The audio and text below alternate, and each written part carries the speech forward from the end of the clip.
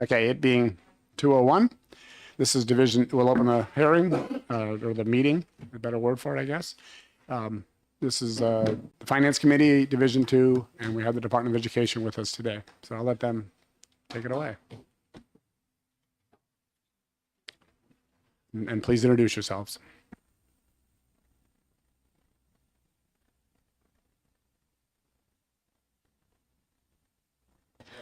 Melissa White, Division Director for Learner Support at New Hampshire Department of Education, and we have several folks here today to present on a variety of programs. And so we were going to start off with the Office of Nutrition Programs and Services, and I'll hand it over to Kelly Rambo. Good afternoon, Kelly Rambo, Bureau Administrator for Wellness and Nutrition at the Department of Education. So in front of you, you'll have a packet with what I thought might be helpful information for you all to have. And I'll start just by saying that the cover page of the packet are all of the programs that the office does monitor and work on within the department. And flipping to the next page, for your reference. Oh, I'm sorry. Can you, as you go through, when you switch pages, could you just tell us what page you're on so I can follow along more easily? Sure. Okay. So this is the packet. Okay. So we're going to turn to page 1, and I apologize if the numbers. Okay, great. Great. So the first page here, page 1 and page 2 are just a brief overview of the programs and how they relate to the department. So you can see that we oversee the National School Lunch Program, which is the one that might be known best here. And then within that, we have the Fresh Fruit and Vegetable Program, Community Eligibility, or CEP as it's also known, the After School Snack Program. Turning over to the second page, page 2, the office also oversees the food for the child and adult care food program. So that might be something that you might not be aware of, that this office, although they're licensed at DHHS, this office does oversee the food portion of that program. And then the summer food service program. And those are all of the programs that take place during the months that school is not in session. And we also offer the special milk program. And these programs are all federally funded through the USDA, U.S. Department of Agriculture. And 100%? Completely all federal funds? There, you'll see in the next few pages, there are some supplemental state funds that do come with the programs. Flipping to page 3, the next 3 pages are going to be the federal reimbursement rates depending on what program they are. So the first page, page 3 in front of you, is the National School Lunch Program, and those are the federal reimbursement rates for July 1. They work off the state fiscal year, so July 1 to June 30th. And there is, flipping to page 4, there's a little bit more comprehensive breakdown of what the reimbursement rate is for the federal, and then you can see the state portion that's in that calculation as well too. Any questions on? And that is just related to, the rates there are just related to the school lunch reimbursement program? That's correct, yes.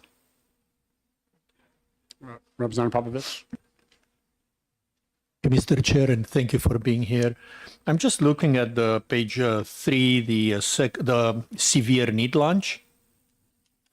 2 cents? Why do the feds, do you have any idea why the feds consider an additional 2 cents to be addressing a severe need lunch? I would like to be able to speak to that, but unfortunately, I'm not sure of their algorithm on figuring that out. Thank you. I'm just trying to avoid any 2 cents worth jokes here, so I'll be quiet now. Thank you. So on the next page, we talked about the breakdown for the breakfast. Lunch doesn't have any breakdown. Does that imply that it's totally federal? That's correct. There is a state match that is paid through lunch, but that is a set amount that we get every year that's within our budget. But the breakfast portion is based upon the meal. And so that's why I broke it out in that way, because that's depending upon how many meals are served. That and there's a chart in here that'll show you a comparison of last year on how much was paid out federally for the meals that were served. So the lunch is just like they give you a block grant of some amount of money, unrelated to the number of meals you serve. That's correct. Thank you. Question? Okay.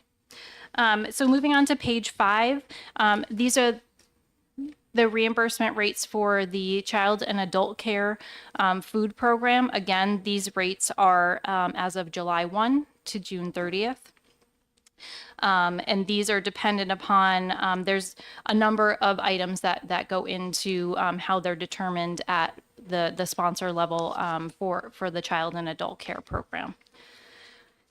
And then flipping to page 6, these are the reimbursement rates. USDA wouldn't be USDA unless they threw a curve in here. So the summer rates are actually calendar year. So you can see that at the top, and those are from January to December. And these were actually hot off the press, just released to get into the packet for this coming summer that we have already started working on.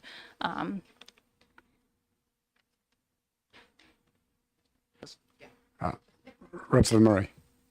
Thank you very much. I don't want to open up a can of worms, but last budget cycle, there was confusion about the summer program. And I was saying, that this program provides meals for students during the school year. But because the program had money throughout the year, people seemed to be confused that they were thinking that, but they're still getting fed during the summer. It's like, no, they're actually not. And that money goes, it's what the parents have to pay to pick it up. And we were trying to remember the Feed the Kids program. And it's just, it was having a hard time trying to understand that the kids are still going to have lunch in the summer, but it's not covered by this program, even though the program's dispersed throughout the year. You know what I'm talking about? Can Sure. you speak to that a little bit? Because it got very confusing. And Sure. we're trying to make the point that the cost goes back onto the parents if we didn't have this program for the summer. So can you just Sure. make it clearer than I can? I think within the last 2 or 3 years, there is a new program that USDA has come up with, which is SEBT or summer EBT. So that program is completely separate. That is a program that's operated through DHHS, Department of Health and Human Services. So this summer food service program has certain qualifications on whether a site, whether that be a brick and mortar building or a campsite, an outdoor site, on how they qualify. So there's certain parameters in that. So there are some schools or brick and mortar buildings that might not qualify per the USDA regulations to offer meals at what we call no cost to those students. So and a site might be open, and what that means is that any child can go to that location. They don't have to go to school there, but it is an open site where a child can go and get a meal during those summer months. So does that help? Yeah, thank you. It was just, for some people, there seemed to be a gap that not understanding that, these are children who have a need. And if it's not provided by these programs, it needs to be provided by the parents, which is an additional burden for a family that is already dealing with poverty issues. And that, children actually do have lunch in the summertime, and it doesn't end at the end of the school year. But it was just, I would like to avoid going down that rabbit hole this year if we can, by trying to help people understand that this is that summer program to feed the children. So. And we do have put together a map of where those summer sites are. So once they are approved in our through our office, then we do put that map out. So, and that's publicly, so you can click on that map. It's interactive to show. There's also a phone number that you can call to say, where is the closest place for me to get a summer meal? And again, it might not be at a brick and mortar building school, but the open site might be, at a playground or what that might look like. Representative Popovich? Thank you, Mr. Chair. Just to make sure I understood this, because it is obviously a very important topic. I understand that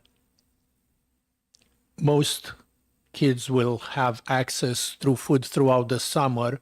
They just got to figure out what the proper site to collect the lunch is. You were saying that a few sites may not be qualified. Would that prevent any kids from getting these lunches, or will they just have to go to maybe another site that's less convenient? I'm trying to understand what the impact of those sites that may not be qualified is on, the ability of kids and their parents to access this. Sure. And thank you for the question. There, for those brick and mortar buildings that don't qualify, and if there is another open site that is near where that child might live, they can go to that site. There are some locations that are that do operate a summer program, but they're closed sites, which means that those therefore enrolled students, that might be a YMCA or something along those lines. But and that's all labeled in the map, whether it's an open site, whether it's a closed site, and again, that map does come out around June or July, because we have to go through the application process to ensure that they do qualify to operate. So is the FSP program the closed site program? It's mixed. So the summer food service program, depending upon your application and what location you submit for, it could be an open site, it could be a closed site. There are specific things that we look for in the application process. So you can qualify for either or both the SFSP and the SEBT?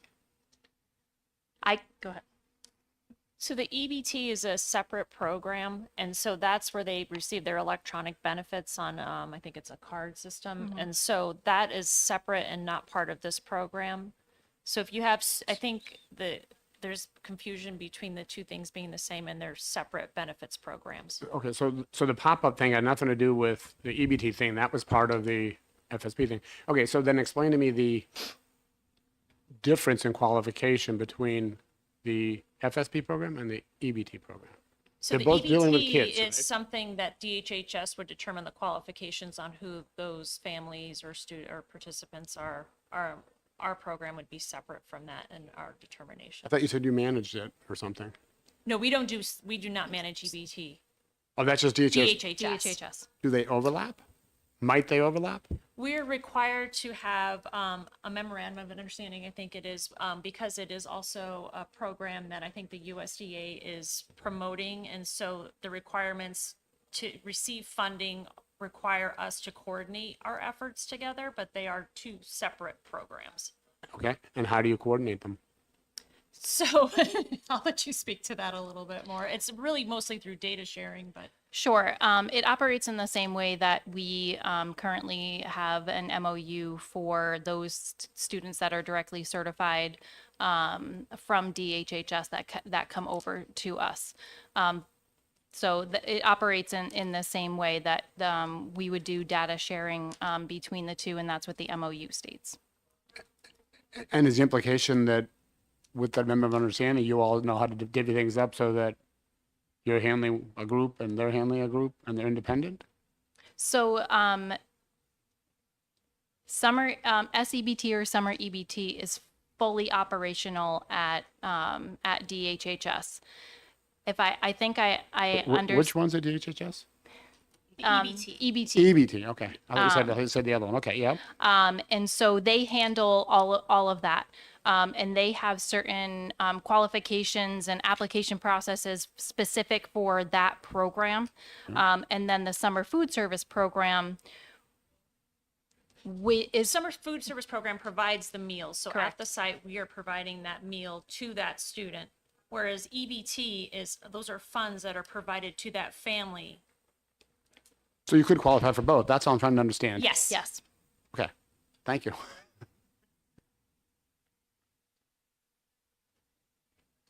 Question? Okay. So those are the reimbursement rates. And flipping to page 7, So this chart just gives a analysis of the meals that were served from last school year based on the free or reduced or what USDA calls paid status.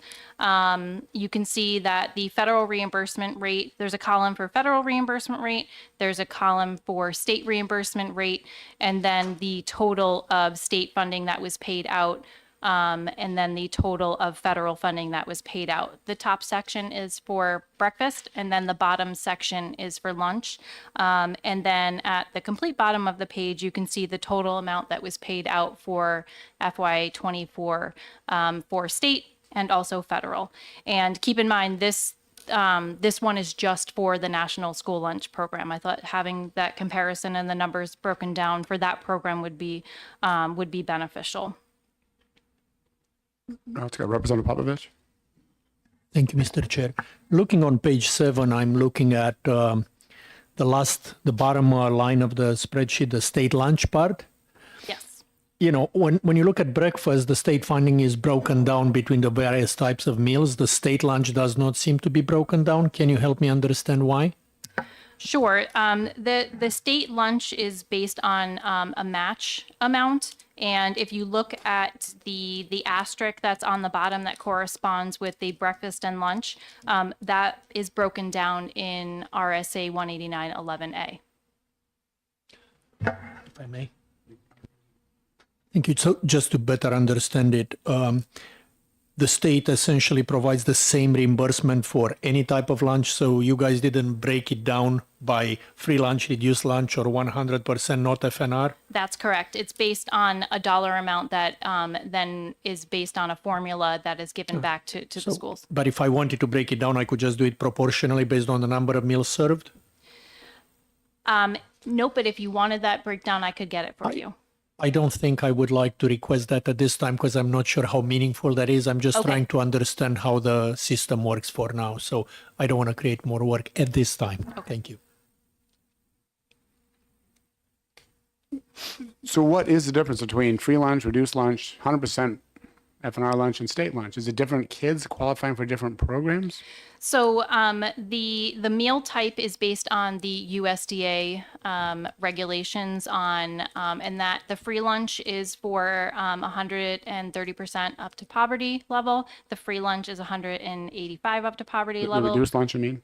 Excuse me, the reduced lunch, thank you. And then anything over that is what's considered a paid lunch. And then the paid lunch prices are configured at the local level. And then what's the state lunch? Is it independent of those other three?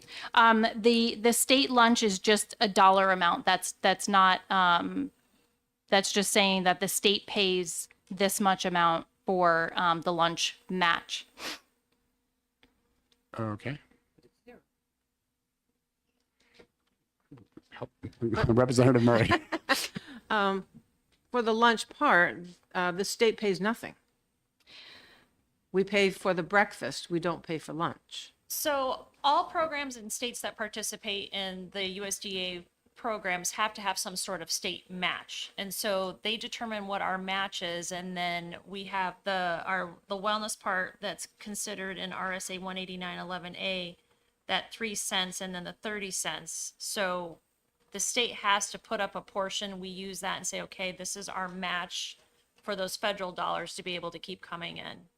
So we couldn't reduce that down because then we wouldn't be meeting the requirements, and they definitely want to make sure that we keep that match going. But looking at this, it appears that we use that match for breakfast, not for lunch. Lunch is all zeros for the state. No, the match is for both. You have to, it's cumulative. So and there's different programs. So the breakfast program, the food program, the milk program, there's all separate programs that have requirements. But the match that's there by state lunch only applies to lunch. So that's matching the free lunch, reduced lunch, 100% non-lunch federal parts? So so this was the amount that was paid out for last year to match the federal funds that we received for the program. That's why there's no 3 cents, no 30 cents. We had to meet a match for the federal funds that we we received, and that's what that comes from. I understand that. Okay. I'm trying to understand which federal dollars you're matching. Is it simply matching the free lunch federal plus the reduced lunch federal plus the 100% non-FNR lunch federal? Or is it a more generalized match across this whole thing? It's cumulative across the whole thing. It's not specific to any meal that is being served. The reason why I get that part. But under the breakfasts, there is a specific meal-based match, correct. right? So is this match also on top of that, or is a component of that? So it's on top of it, and the formula again that I could get for you is that we have this dollar amount.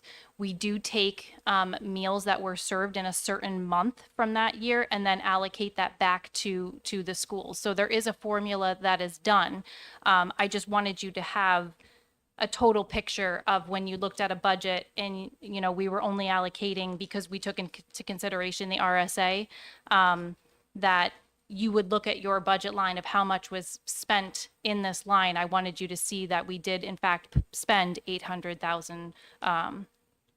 Okay, that's a good way to put it in terms of the lines. So there's a line in the budget for state lunch, Correct. okay? And there's also 3 lines in the budget for breakfast as far as the state's concerned. The 51 million, the 95 million, the 60 million. Is that an accurate statement? Yes, it is in, it's all in one class, but it is allocated into Thousand, that, sorry. yes. So there did, go ahead. No, I'm sorry, just say what you said again, I'm sorry. So it is allocated in the budget in one class. So it's class 601 is the breakfast, and then 602 is where the lunch match portion is in there in the budget. Okay. Representative Popovich. So when we look at the budget, we'd see the 832 for lunch in one line and the 200 something for the breakfast consolidated in another line. And this is just the breakdown of how you got to that consolidated breakfast total. Correct. Thank you. And the very last question on this topic, because it's already a lot, if I may. Yes. You may have less. That 832 is a match just for the lunch programs, Correct. That's regardless of the nature of the meal, but it's only for lunch. So the 200 is for the breakfast, 800 something for lunch, and that's how we get to $1 million plus here. That's correct. Done. Thank you.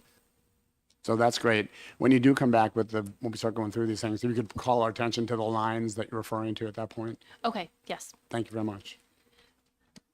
So flipping to page 8, this chart is not broken down in as much detail as the other chart, but I did want you to see the federal funding that has gone through the office for FY22, 23, and 24, and these are based upon the USDA programs. So obviously in 22, that was during COVID. You can see the dollar amount that was pushed out for that.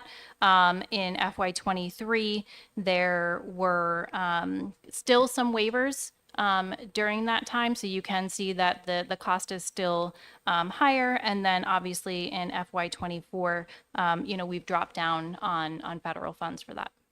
So are these programs strictly federal funds, these ones you have here?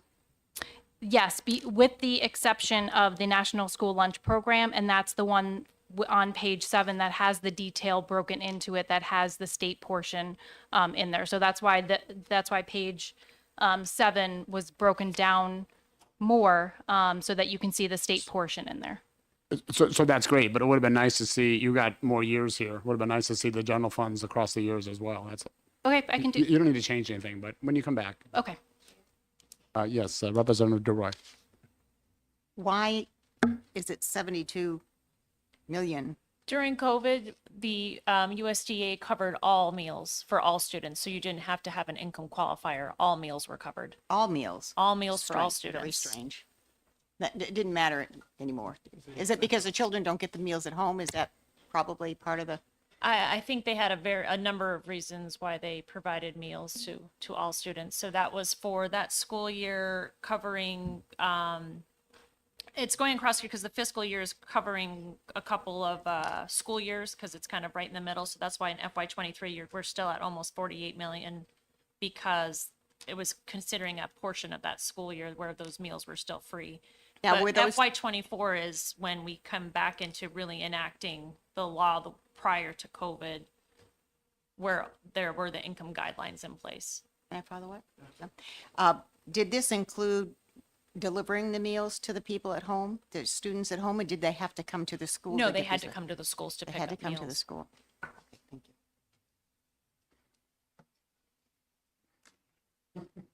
And just on that point as well too, as Melissa stated, in FY '22, meals were reimbursed at the free rate. So that's why that's why the federal funds is so high. And as we go back into FY '23 and '24, the applications need to be filled out, and the meals were then being reimbursed at the free, reduced, and paid rates that you see in the previous pages. So flipping to page 9 to this report here, so 9 through 32. So this report is the current free and reduced eligibility rates for you. I thought it would be a good document for you to have. This is also on our website. So I won't go specifically through that, but I thought it would be helpful. Representative Murray. Thank you. Just a quick question. Do you see much fluctuation across, within a school district of students who qualify or don't qualify? Is there a lot of fluctuation or not? Between fiscal years or When they're years? when they're in the program and when they're out of the program. I think that we have seen, obviously coming from COVID to now, that it does depend on if the applications are getting filled out at the local level. There are a number of factors that could come into play on there, whether they receive benefits through a DHHS program, SNAP or TANF, and they're directly identified through those programs. So yes, there is a fluctuation, depending upon the school district or how many applications that they have gotten back. Just quick, thank you. I guess what I'm looking for is if you potentially would see an uptick in a rise of poverty across the school district, if that would show up in here. That's not what you're looking for. I'm just curious in terms of data that this might be another track or another indication of poverty in an area. I think there was a challenge because when there was no requirement to fill out applications, I know that was reported from school districts that they were having difficulty getting families to go back to filling those out. So we've actually, I think, saw maybe a little bit less. So it's hard to make a correlation there because it could have gone up, but we wouldn't be able to tell because there's less applications being filled out. So this is a non-trivial thing to search through, isn't it? It's not by SAU numbers. It's not by alphabetical. It's just sort of throwing things together. That's alphabetical. No, I Sort of. believe the district is in alphabetical order. it's coordinated by the school because that's So take a district like where you're at John Stark and you got the where, and then but the SAU includes Stoddard and another one, Henniker, and something else, I think. yes, What do you call that? but it would be listed by school. Name a school. Henniker Community School, No, name a school and where. Henniker Community School, Is in Henniker. Center Woods Elementary, Okay, and how about the one that's where middle Ware school? Middle School. You think that's in here? It should be at the W's maybe. Is that supposed to be the end, or could it be somewhere else? No, I think it's listed under. I see Henniker office. I see White Mountains. I see Wilton. I see Wyndham. I see Winnisquam. We can also get this report for you in Excel if that's helpful. Oh, that'd be great. Um, Somebody must have told you what I like. That'd be fantastic. If you everything you can get me in Excel, I'd prefer. Thank you.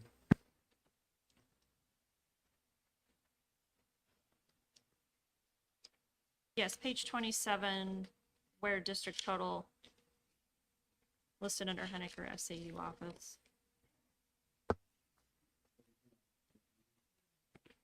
Yeah, I think we have it actually organized by number. Fiscal ID. District number. Yeah. Yep. Okay.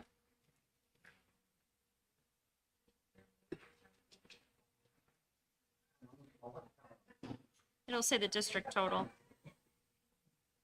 So what is that? 15? 15. I will send this to you in Excel so you can sort as you wish. If there's no further questions on that, flipping to page 33, I thought that this again might just be a helpful one-page document for you all to just have a little bit more information on the community eligibility program, also known as CEP, because I know there have been some questions about that program. And then flipping to page 34, again, just for, Were you done with that page? yes, but if you have a question, I'm Maybe- not. Maybe just get a little more detail. So what is that as Oh, with sure. respect to everything else? Sure. So I apologize. I have to admit, most of these folks are not new to the committee, except for myself and Representative Kelly and Representative Roy. So sure, I'll be happy to you. speak about CEP a little bit more. So the Community Eligibility Provision Program, we currently have 3 schools in New Hampshire on this program, and it takes your directly identified students and uses that percentage and takes it to then be able to offer meals to students at a certain percentage paid by the federal government, and then the other portion needs to be paid by non-federal funds. And I thought it was important to put this in here. I know there's been some conversation about CEP in the community eligibility program. And so the calculation percentage is, or the calculations formula, excuse me, is on here. It also goes into detail on what the identified students, who those entail, and the percentage to qualify was recently reduced to 25% from 40%. And so that would mean that schools that have 25% or higher are eligible to participate in this program. There is another application process that we go through for verification of that, but that's what that means for that program. And does this interact with the other programs, or are they independent? What's the relationship? So you would need to be on the National School Lunch Program in order to qualify for eligibility for this program. And this program then provides more than those programs? Nope. So this program would provide a additional subsidy, federal subsidy, for additional meals at no cost for a certain percentage of your students. But the other side of this program is that then the students are not actually paying for the meal, but the meal needs to be paid for by somebody. So who is that? So is that coming from the taxpayers, or for that district, or it does need to be paid with non-federal funds? So let's take, for example, you had a community that said, okay, we want to participate in CEP. They go in, they identify maybe 40% of their population would qualify. So 40%, the other 60% would need to be covered by the school or the local district. So they're going to offer 100% free meals to everybody. 60% or 40%, I'm sorry, would come from the feds. The other 60% would then be paid for at the local level.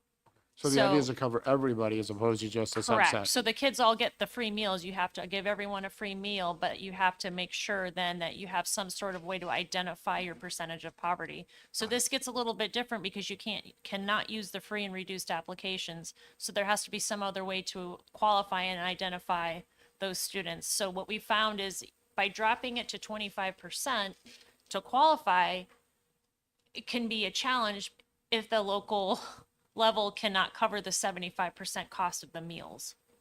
So it can be, it works very well, I think, for communities that have a very high percentage of poverty. So if you're looking at 85% of your community qualifies, and then the local level's only having to cover maybe 15%, that program works out incredibly well for those communities, because then those families don't, have to qualify for those reduced kids that might go in and out between, that qualifying number.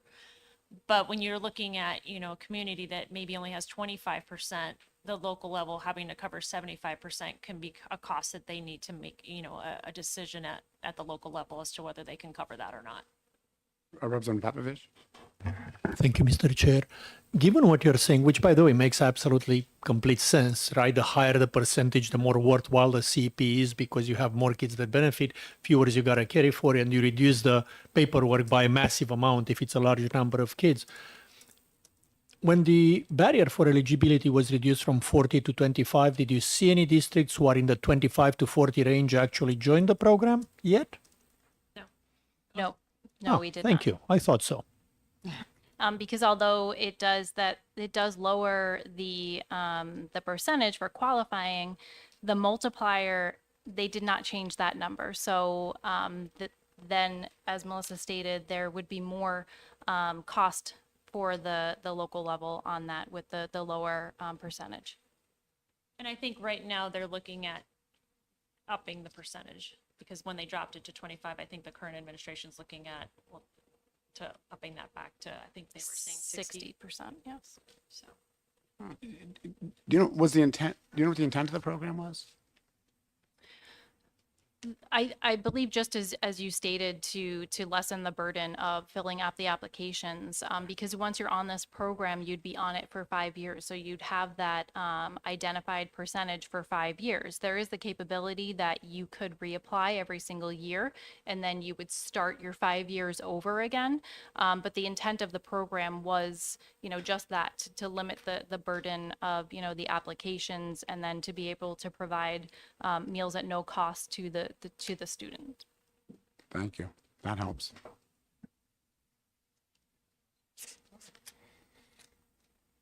And then the last page, again, is just for your reference on the poverty guidelines that we are currently using for reference.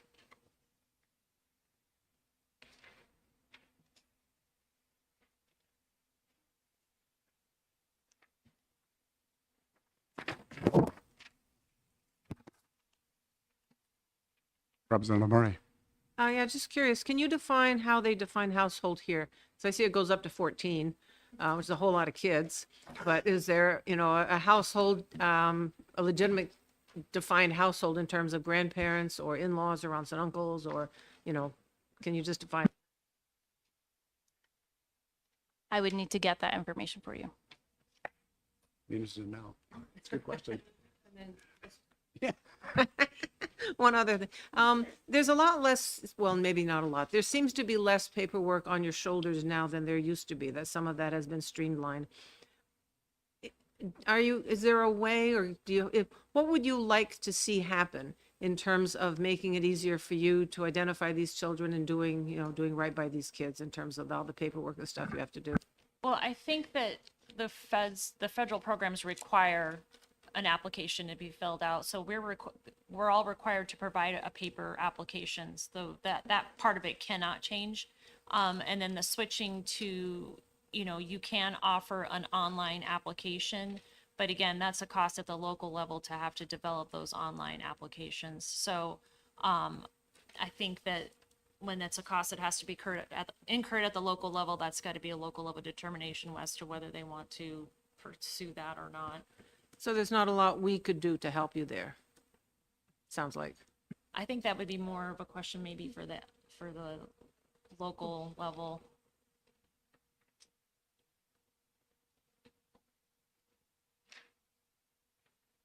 Thank you. Great, thank you. Just You waiting look- for any more questions. Yeah.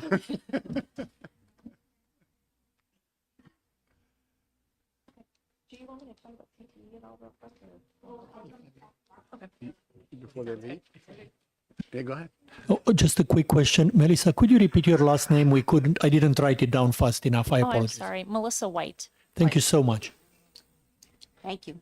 And what's the other one's Rambo? Actually, I should know her name. I recognize her. Cool. Director. Instruction. Kelly Rambo. How do you spell Rambo? It's just obvious. R-A-M-B-O. Okay. Oh, good for you. Everybody else set up here? Okay. Please introduce yourselves and carry on. Just want to cover a topic that members that have been in Division Two for have heard these conversations before. As you know, the nutrition program is a program about reimbursing for meals, and it's about the nutrition aspect of it. You also know, members that have been on this committee, F&R data impacts adequacy funding. And so anytime you dive into that policy area and you're impacting potentially applications or F&R student counts in any way, you're going to impact the adequacy side of it. So if you have any sort of, the only thing I can sort of advise you on is think about how any program policy changes you make might impact our ability to count, either undercount or not overcount, but potentially count those F&R students. So local policymakers also make those decisions. They think about potentially offering universal meals. And then we have to remind them that you might have a hard time getting them to fill out the form if you've already agreed to pay for it without a form. So that's a local decision that local districts make. And some of them look at the adequacy numbers and they look at they crunch the numbers, and it would be better for them to get them to fill out the form so they can get more adequacy funding. So those are local policy decisions that locals make. You also, from the state level, need to keep that in mind as you look at this area, that it impacts adequacy. So just wanted to remind you of that. Any questions on that? Thank you.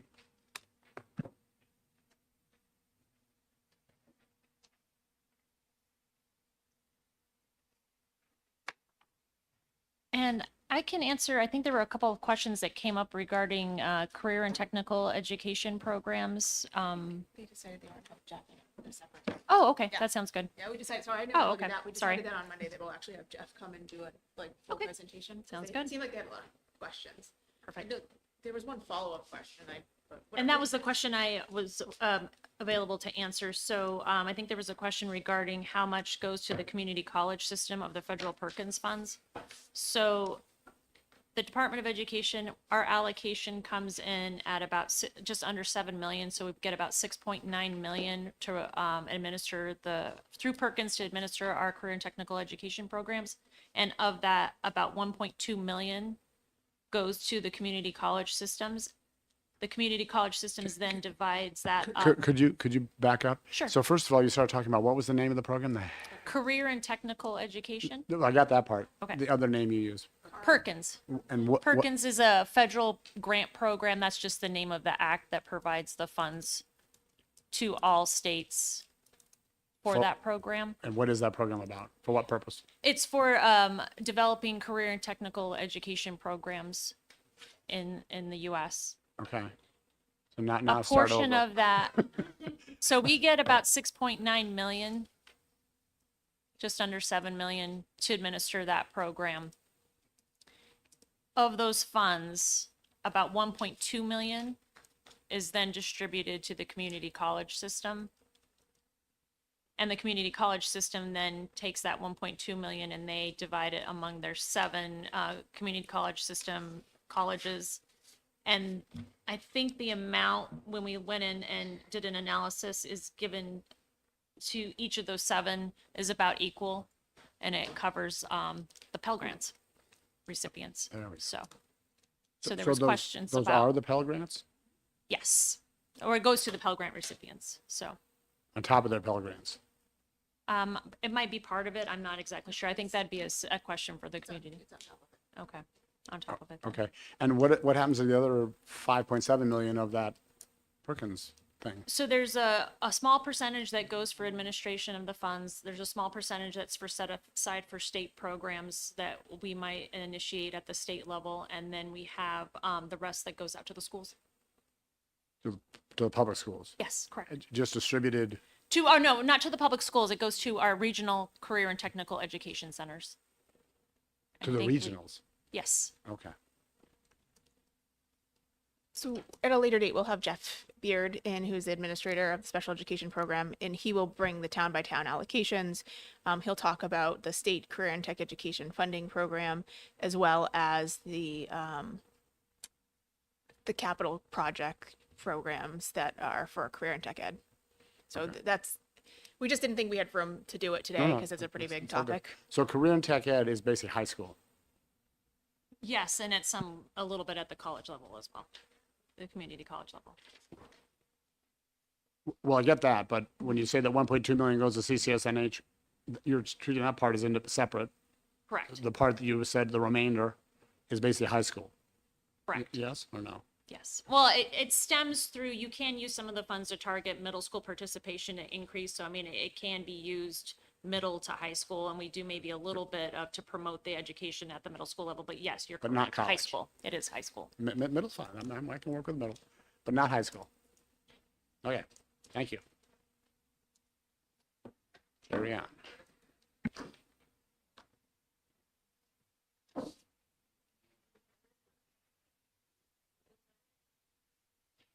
All right, we're going to switch topics. We're going to do state special education funding. So I'm Caitlin. I was here the other day. I will be discussing the model and the formula aspects of this, but if you have questions specific to special education programming, Melissa's going to provide that support to the committee. She oversees the instructional portion of the program and some of the formula distribution, and then I work on the data and the funding side of it with my team. So it's kind of a split project between the two divisions. So for those of you that were at the Department of Education Orientation Day a few weeks ago, you'll remember Rebecca Fredette, who's the state administrator at the Special Education Bureau, went through how special education in the state of New Hampshire works, the different types of programming, the approvals for the special education schools, and she talked about the different revenue sources with the state, federal, and other federal sources.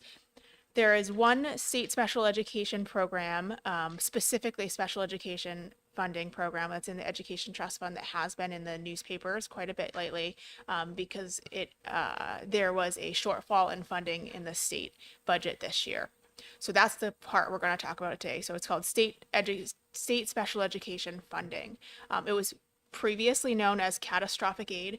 Those of us who've been doing this for a long time have a tough time not calling it that still. So if you ever hear me call it cat aid, this is what I'm referring to. It was previously general funded. However, 2 budget sessions ago, I believe, it was moved into the Education Trust Fund, I think by this committee, and that's where it's remained.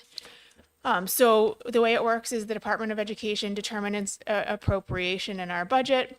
Remember, typically when the Department of Education is doing a budget, we're 2 years out from the budget actually happening. So the budget that you're working in 26, the most recent information that we had was school year 23's information. So we're working a couple years behind. So a lot of people are asking us kind of how that shortfall ended up happening in this year's budget. Well, and I'll go through this in the packet, but when we were working on the budget 2 years ago, that was the number that we felt would be sufficient to fully fund this obligation. So in your packet, if you want to go to one of the pages labeled 3 out of 6, I do have a visual, but I'm going to actually talk about, and you can ignore the visual if you're more of a visual person, but I'm going to talk about the cost allocation sample. So the way this funding, Which document are you looking at? the one that says cost allocation. Hang on, there is a different document in the handouts. Oh, Oh, wait, Um, I'm wrong. yeah, that one. It's not showing up online, it's just the front page is online. Oh, okay. Well, no, online, it's Mickey's. Well, I don't. Do you have, yeah. Do you have another copy, Mickey? Yeah, maybe we just sent him the one page. Yeah, do you have a copy of it? No, I don't. Okay. Well, we have extra copies. Thank you. There's more over there too, Melissa. Sorry about that. That's okay. It's the downside of having a computer, I guess. We're trying. No, you're doing great. You're doing great. All right. So There's a formula. The formula is in state law. It's RSA 186C. It's embedded in the total special education law in New Hampshire. And the funding formula is to help support local public school districts with costs associated with children that are high cost, meaning higher than 3.5 times the average cost per pupil in the state of New Hampshire. So that the 3.5 times, the average 3.5 times is determined by the Office of School Finance, and we publish that number. We do an estimate for the purpose of this formula, and then we provide that information to schools, and schools then go throughout a year and tally up the costs associated with a child. And if a child may have costs that exceed that 3.5 times amount, at the end of the school year, they submit to the Department of Education for reimbursement through this formula. So what happens is it's a pretty manual process, but we have a team of people in the Bureau of Special Education who take in all of the invoices associated with these children's IEPs, the individual education program or plan? Individual education program. And then we look at all of the invoices. We ensure that the invoices support various different services that are needed to be required as part of the IEP, and that it's all allowable and appropriate for the kid's disability as determined by the local school district. And then we determine amount of those invoices that's allowable to figure out what the Department of Education might potentially owe for that kid. So once we've done that's kind of a big part of the work. So we assume, let's say for the example that's on the left side of this, so we assume that the kid's allowable costs are $150,000. So they might have additional costs, but they may have not been allowable, or for whatever reason, just not included. So the $150,000 of allowable costs, 3.5 times the average cost per pupil last year was $69,600. So if you look down here, so the first thing that we do is the $69,600, that is the school district's liability for the school district. So they have to cover everything up to 3.5 times. After 3.5 times, the formula that's in state law says that the state will pay 80% of the amount above 3.5 times. And then, so the way we do, so we take all of the kids, we figure out all that 80% for the entire state, and we add it up, and we figure out what the total amount that we would need to pay is, and then we figure out what we have for appropriation, and we then will prorate it as needed. So there's a lot of confusion a lot of times around this, that the 80% of the proration just becomes, the 80% just becomes a lower amount, but we're actually paying so this year it was 60%, so 68%, so we pay 68% of the 80% of the cap of the amounts that exceed the cap. So you can kind of see here the way the spreadsheet works is, so the total district entitlement from the state of New Hampshire for this $150,000 kid at the top was $64,000, and the state of New Hampshire amount was $44,000. So the total amount for the kid is the state paid $44,000 and the state paid $150,000 for the kid. So that's a kid that is just regular between. So there's once you get over 3.5%, it's fixed. There's not another break point. There is another break point. That's with the second example that you have on your page, but just need to make sure you understand the first one first, because it gets a little bit more complicated. So once you get over the 80%, once you hit over the 3.5 times and then get up to 10 times, then you're eligible for 100% of those costs that exceed 10 times. So the example in the second part of your page is a student that's cost $300,000 or had expenses of $300,000.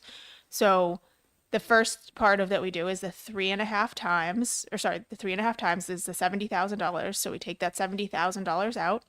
And then the amount from 3.5 to 10 times is 80% reimbursable. And the amount that exceeds 10 times is 100% reimbursable from the state. Then that total amount is then prorated. And those are the areas that there's a lot of confusion, because people kind of over the years think that, oh, well, then the state's paying 100% of that and 80% of that, which then, the 80% is decreased to the 60% and we're still paying 100%. But no, what we do is we figure out the total state's a required amount for that kid and then prorate that amount in total. So, and I do want to kind of point out, this is state special education funding, like this line item that's in the state budget only.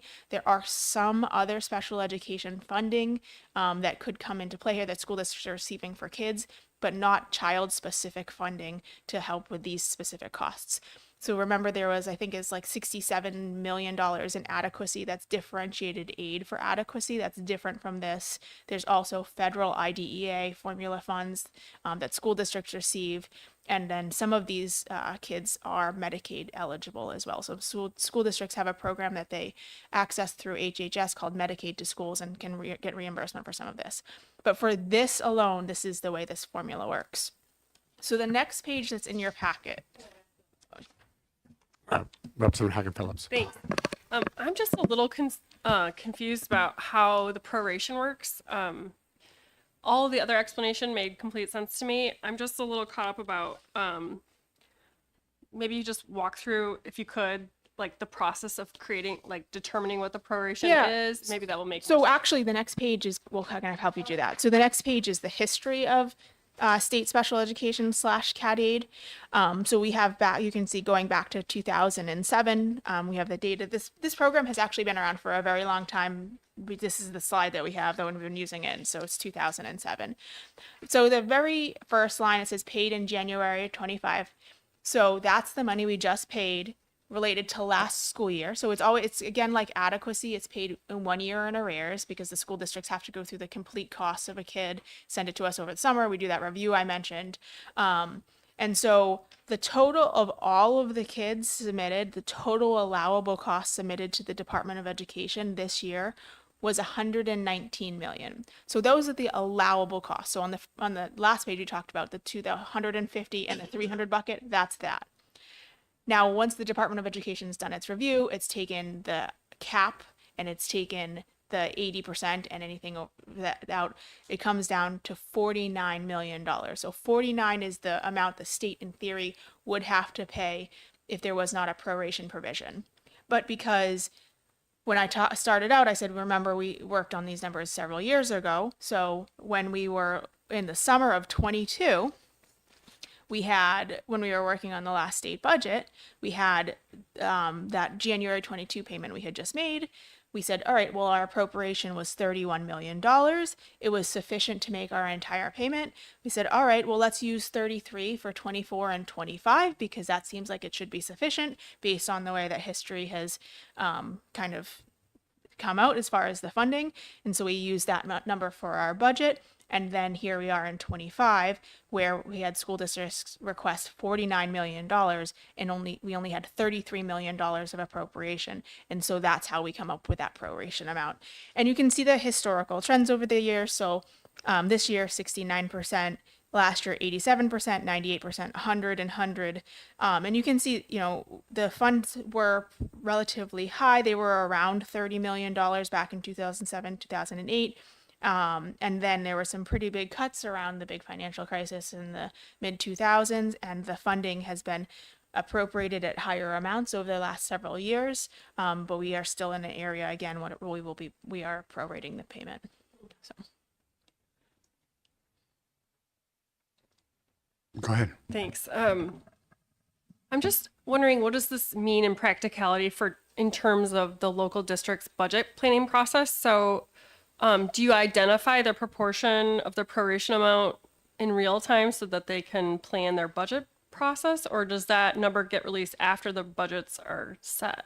So it's released after the budgets are set because the budgets are set in the previous year. Right. But it is, yeah, so we give them an estimate on October 1st of all the different state revenues. And so we have the different state revenues. We tell them what adequacy is going to be and what we anticipate this amount would be. And they use that going forward. Representative Popovich. Thank you, Mr. Chair. And again, thank you for taking questions. You were talking about how you forecast the amount, and this seems to be a significant increase and not necessarily following the past trends. Does the department get any insight into what caused this significant increase in special education costs? Oh, thank you for the question. So it does definitely fluctuates throughout the year. So you can see like, we're coming in paid January of 2010, and we're looking at 95 million. I mean, there's fluctuations throughout. It goes down, it goes up. I think there's also, some questions about whether the pandemic, the increase in just cost in general for all things. I mean, if we look at groceries, everything has gone up.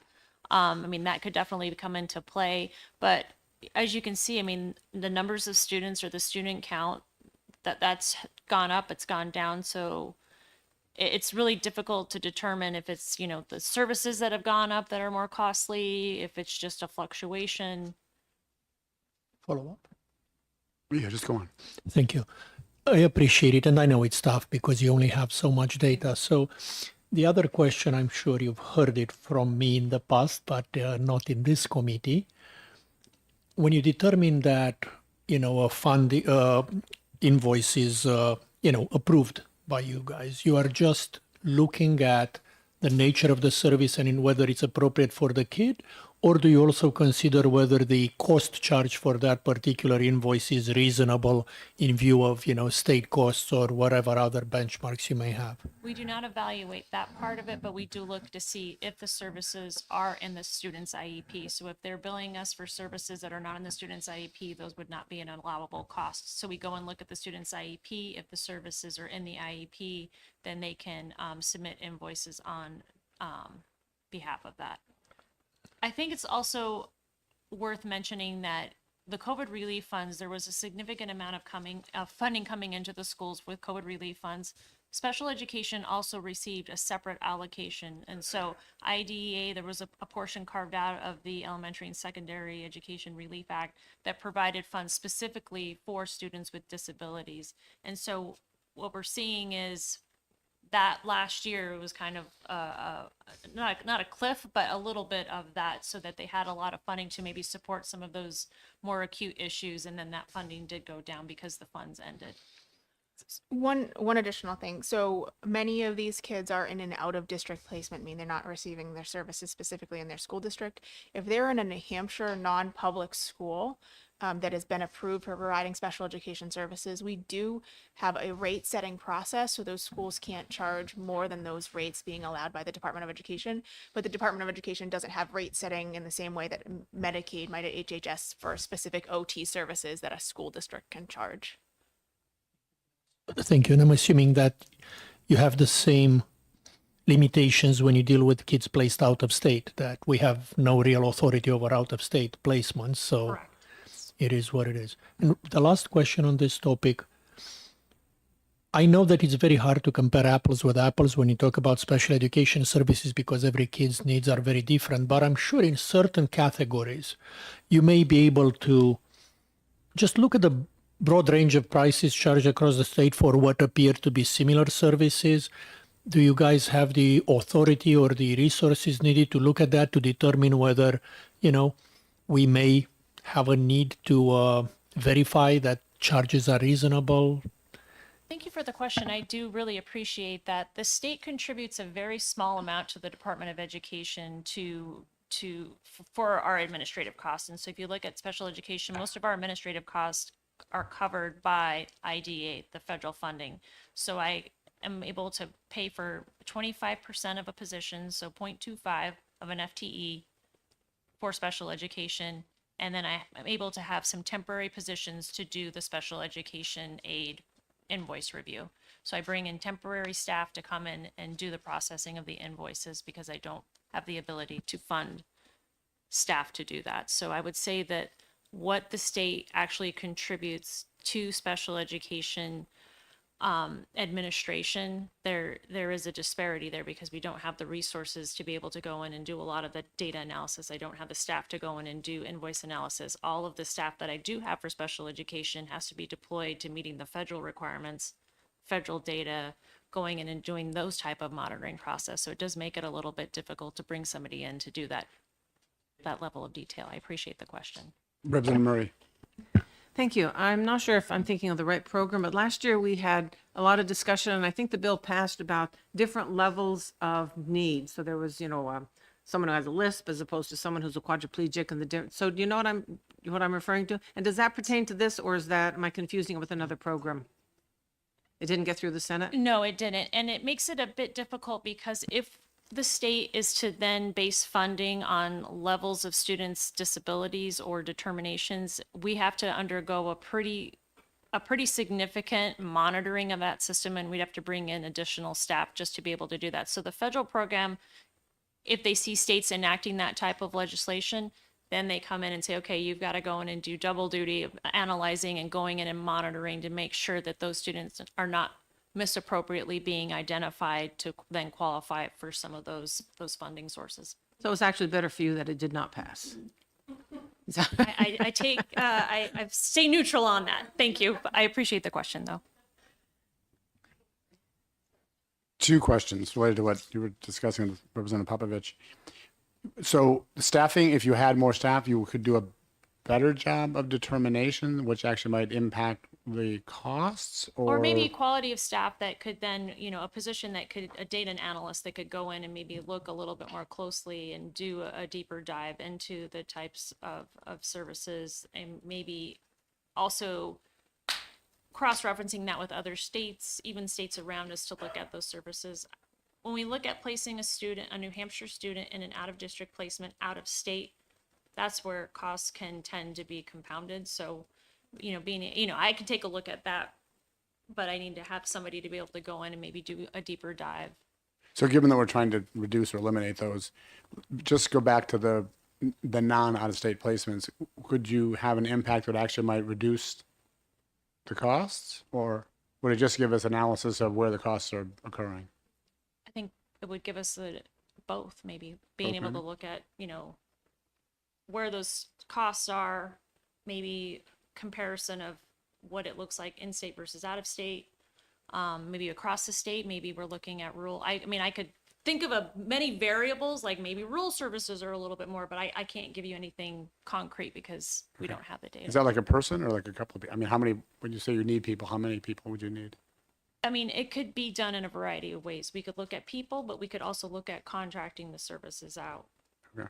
How much money would you need? You don't need to give me an answer, but maybe you think about that. Thank you. And the other side of things, regarding, it sounds like you don't hear any of this news until after the school year closes, and then, oh, here they all are, as opposed to somebody recognizing that we've hit 75, whatever the magic number is, in October, and just basically giving you a heads up that across the state that things are starting to happen before you get to June 30th or whatever. So, I was going to say, the way the legislation is written, we just have to follow the timeline that it's laid out. So yeah. it is to be So this is actually something that I was asked recently too. And I think the difficulty with this program is we are only talking about 800 kids across the state. So a district might have one kid or two kids that they haven't had in the past, or no kids, but it's not necessarily something that we're seeing, 30, 40, 50% increase across the state, because even though this is a lot of money, it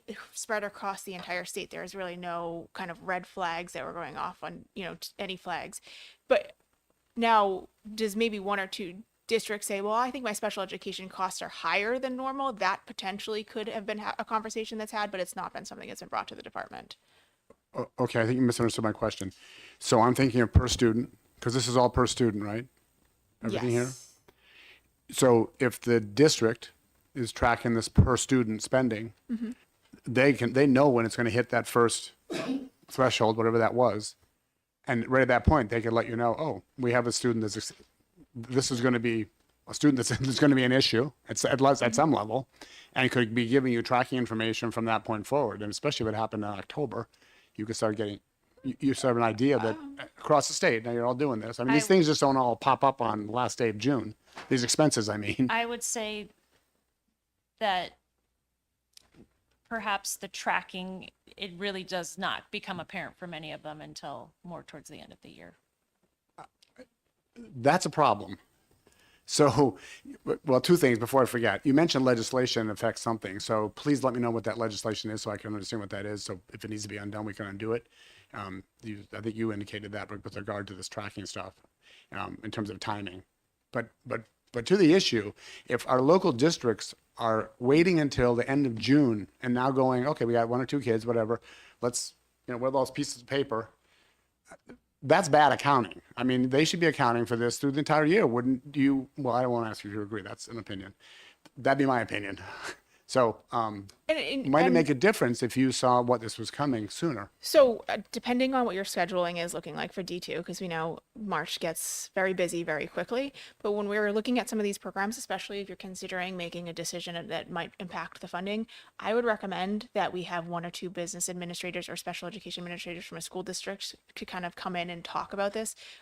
Those of you that were on D2 last time know there was a lot of conversations about building aid. And so we did have some business administrators from schools come in. So I think that might help the committee understand how this is implemented locally and help your decision-making process. And we can facilitate that, but it's just, will you have the time to do that? That's the question. Okay, well, Mickey will put that down. And did you say business administrators, I hope? Not just special education No, administrators? business administrators and special education administrators. They It process the varies. It invoices. does vary by school who kind of has this function. Sometimes it's much more on the special education side of things. Sometimes it's much. So it depends on skill set and school district and resources and whatnot. So we can determine that on our side of things. Okay. And I will say But you some of understand go ahead. the programs that submit invoices and some of the providers that are submitting invoices, I mean, they're not always timely either. So it's not as if it's completely the responsibility. And I think that's a good suggestion to bring in some business administrators to give some perspective, because sometimes we do see, even for some of our court ordered placements and episodes of treatment, they're submitting their billing, maybe not on a timely manner as well. So it gets compounded because it's a process where the invoices go from the provider to the district then pays it. And because it's all on a reimbursement basis, then we're going back and doing the review. I do understand those kind of lags, but if they're not filing at least quarterly, you might just say you're not going to get paid. There's a lot of things you can do to solve that problem. Representative Popovich. I think, well, and just to your point, so there's another program that it's called 402 court ordered placements, and they do file quarterly on that, or actually up to monthly, but because of the nature of that program. So that program is paid in full no matter what. So as soon as they can start getting the revenue flowing, they start submitting those invoices. But because this program has to be prorated across the entire state, all of the schools submit everything at one time, because we have to have 100% of everything processed before we can determine what district is eligible for what funds. So Totally understand that. I guess the way I'm looking at this is if you had an idea, say in January or February, that there's going to be an issue, just keep in mind, especially the second year of the budget, if we happen to have good years like we have had in the past, so we can say, oh, we need to well, I allocate. do also want to remind you what Melissa had just said, is that she has part-time seasonal employees that do this work. So those people are not at the Department of Education in January or February. They come in August to start doing this. That's So why I asked about the staffing as well. it's a complicated process, and I think it's good we're having these conversations. Okay, Representative Popovich. Thank you. And basically, my question is just to wrap up this conversation. In an ideal world, if the schools were able to feed you this data through the year, once somebody reaches the threshold, they start telling you, hey, we are getting there. Would that make a difference to you in terms of being able to address the funding, or you would just see the big boulder coming earlier but still be in the way?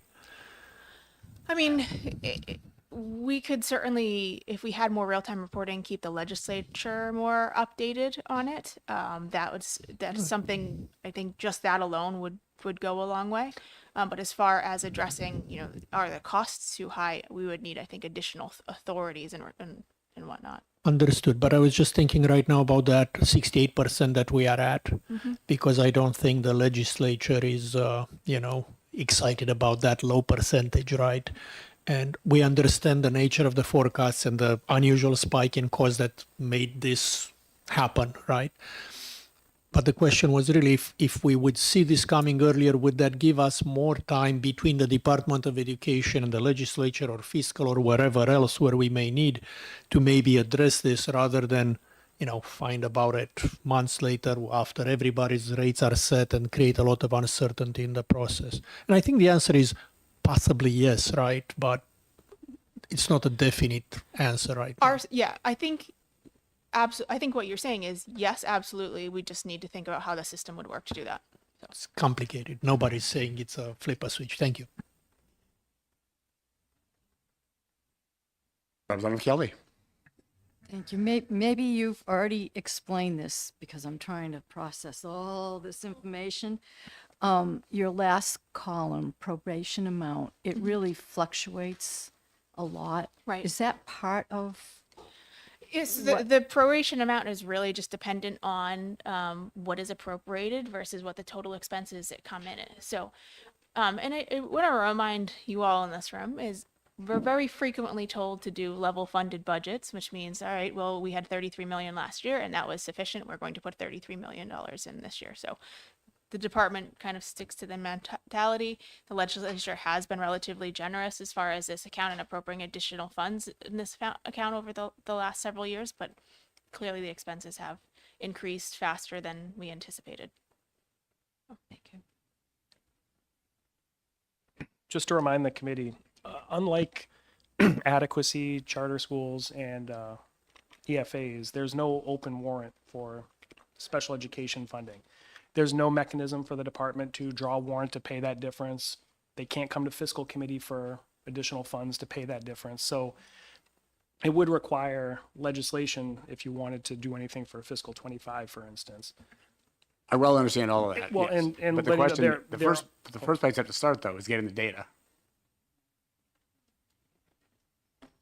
But I do understand that it would require the fiscal or something to be allowed to handle it Well, what I'm saying is fiscal can't, under current under law. current law. Right. But we got And to, there are bills, I'll just remind you, there are bills mostly in the Ed Funding Committee right now that deal with this. One that I think eliminates the proration entirely, one that sets it that it can never go lower than 85%. And should any of those pass, they would be referred here and it could be something we incorporate in your budget package. right. And keep in mind, the Senate can do anything. Okay. They can put a bill in the middle of whenever and allocate money for whatever. So the question is the information there that would allow us to take the next step, which is to try to rectify the situation and get ahead of it. That's all I'm asking. But thank you. I appreciate your responses. And I don't fault the education at all for the budgeting. That's not my point at all. It's just a question of can we track things better and have an idea we're going to run into an issue before June. Representative DeRoy. Just curious. Do you trend the special ed, when they, I'm sorry, I've lost my train of thought here, but a student has an IEP and it's all these different things. Do the schools or you trend all of these issues that the students are having that we have to appropriate for? Does that make sense Per to you? That student? question per student? Well, you wouldn't necessarily have their name, but every student that has a slew of IEPs for whatever reason they are. I mean, is there any kind of trending that is done on that we can see that there's a certain problem that's happening? It seems to be more consistent. Do you understand what I'm saying? I'm not entirely sure if you're talking about per disability, like if we're looking at like a cost of that, or if we're looking at, I think that it would be challenging to do that piece of it. I'm probably talking more about, because we have a lot of students and it's growing, the disabilities are growing, so we know something's happening, right? Okay. And then we have to appropriate funds for each one of these issues. Somebody has to deal with maybe reading or mathematical or whatever it might be, and then wellness and all these things that we're paying for. Is that correct?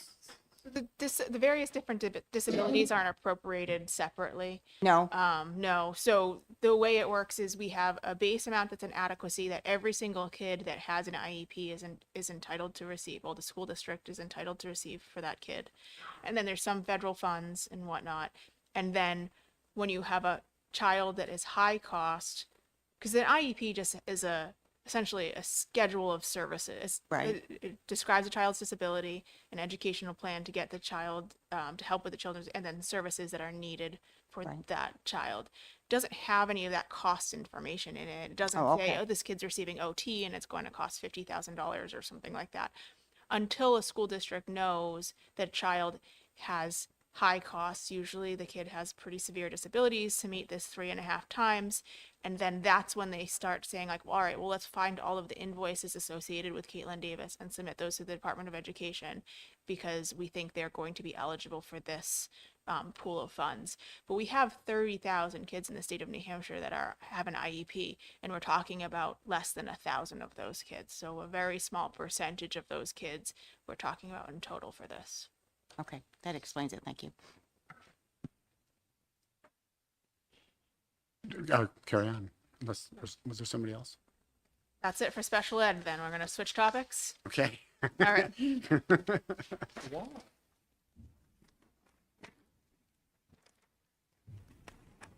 And can somebody eventually? Okay, thank you.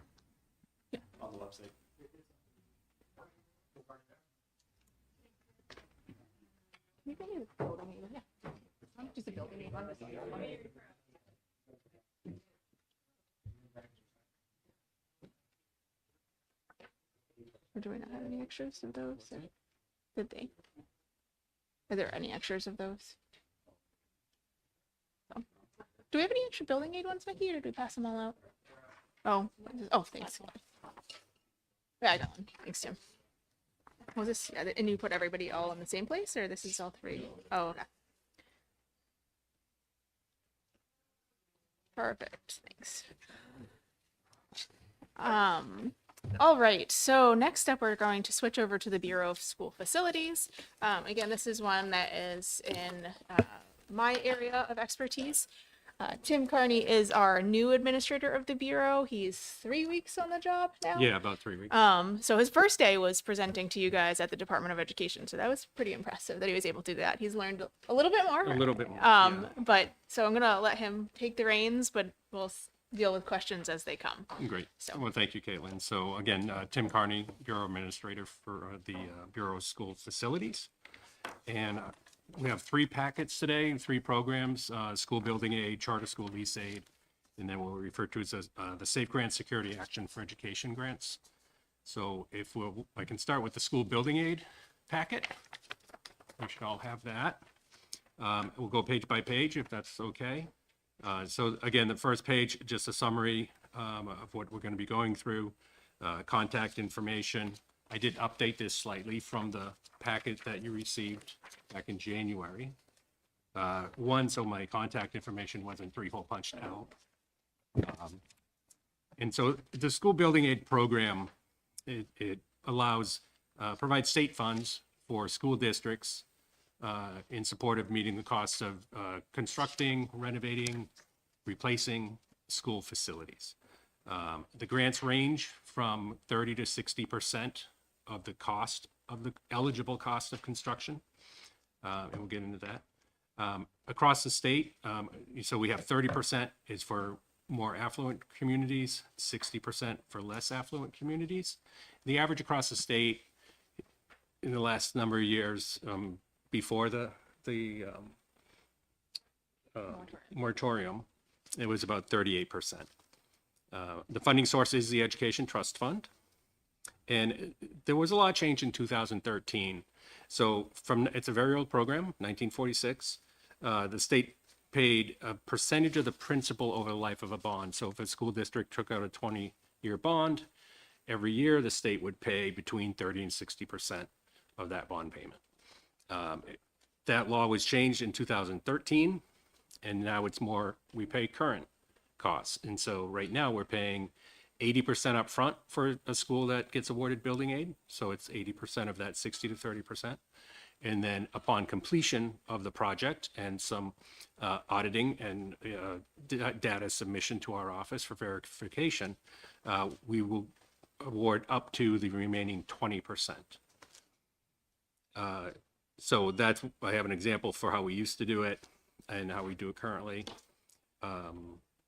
The 2013 law also capped the amount of school building aid appropriated to no more than $50 million per year. And it also created a competitive grant structure that we go through a ranking process for these projects.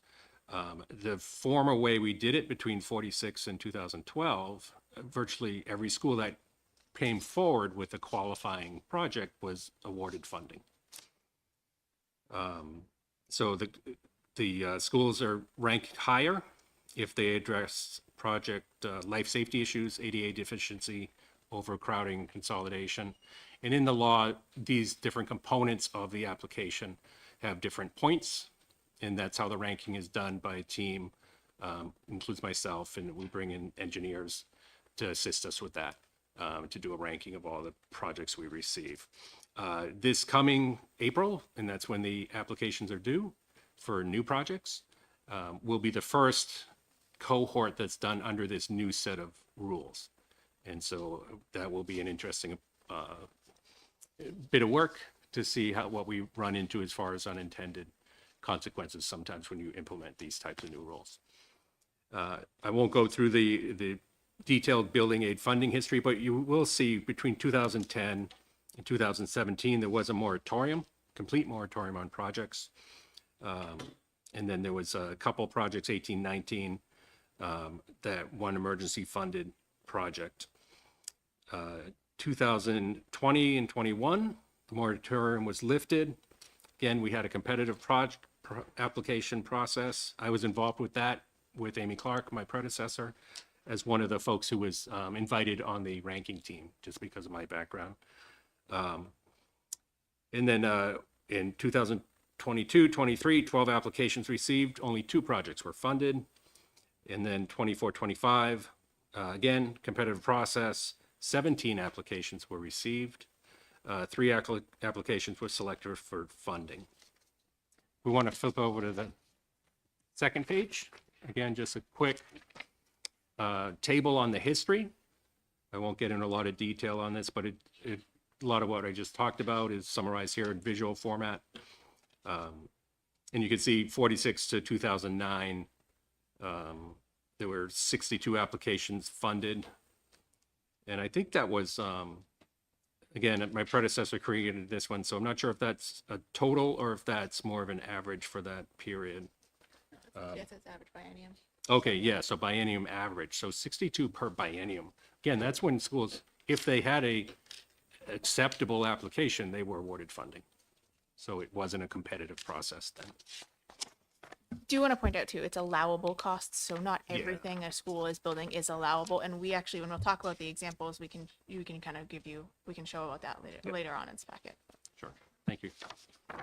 So we want to flip the page to the school building aid funds graph. So there's 3 components to the excuse me, each annual payment. The dark blue, obligated payments, that's from what we call the tail, those projects before the moratorium. In 2010, there was a state bond taken out to make the annual bond payment, or maybe the biennium at that point. And so that's the light blue.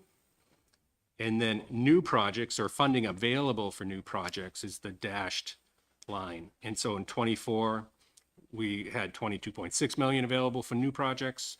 And 25, similarly, we had 26.1 million.